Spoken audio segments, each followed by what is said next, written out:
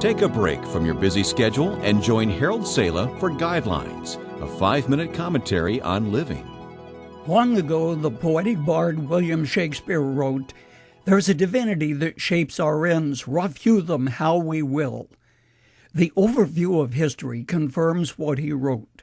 The problem, however, is that we often forget our lessons from history or the mistakes of others, and we make the same mistakes that our forebears made.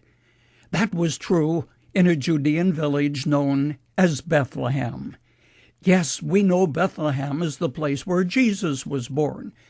But about 1,000 years before Mary and Joseph left Nazareth and came to Bethlehem, a man whose name was Jesse lived in the hills of Bethlehem. Go to Bethlehem today, and you will see dozens of shops all replete with souvenirs, targeting the tourist who wants to take home something as a reminder of his visit. But in the days of Jesse, things were much different. The Philistines, a marauding tribe, descended on Israel, and because they had weapons of iron, they took over the cities on the coast, such as Gaza, Ashkelon, Ashdod, and Gath. Furthermore, they practiced psychological warfare. A giant of a man who went by the name of Goliath, said to be about 9 feet tall, met the army of Israel in the valley of Elah.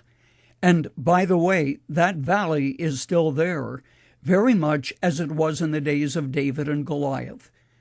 Jesse, who lived in Bethlehem, sent several of his sons to serve in the army of the Hebrews, who were constantly insulted and cursed by the giant, who seemed to be impervious to any assaults of the Jews. Here's the biblical account. "And Israel and the Philistines drew up for battle, army against army. And David left the things in charge of the keeper of the baggage and ran to the ranks and went and greeted his brothers.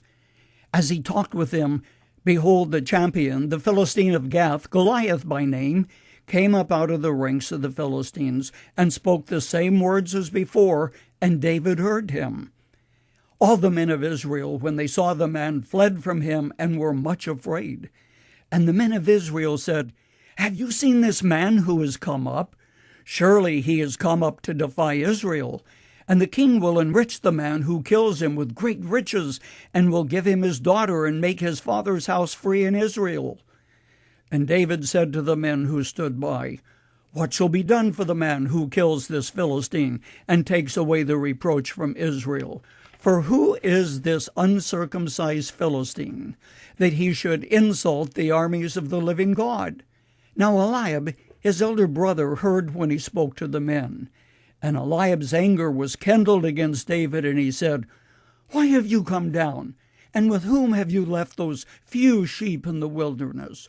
I know your presumption and the evil of your heart, for you've come down to see the battle.'" What follows is one of the best-known stories in the Bible, that of David's confrontation with an implacable giant of a man who by all rights and purposes should have taken out David with one blow.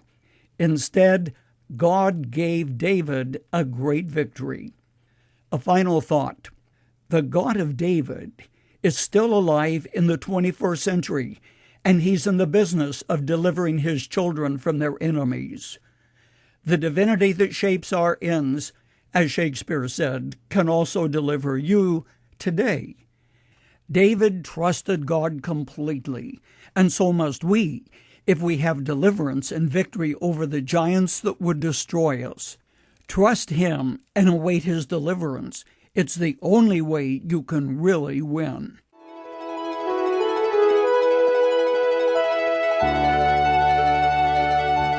You've just heard Dr. Harold Sala with Guidelines, a 5-minute commentary on living. If you would like to listen to the program again, download a copy, subscribe to our e-commentary, or view other resources, visit guidelines.org. We would like to hear from you too. You can email us at info@guidelines.org.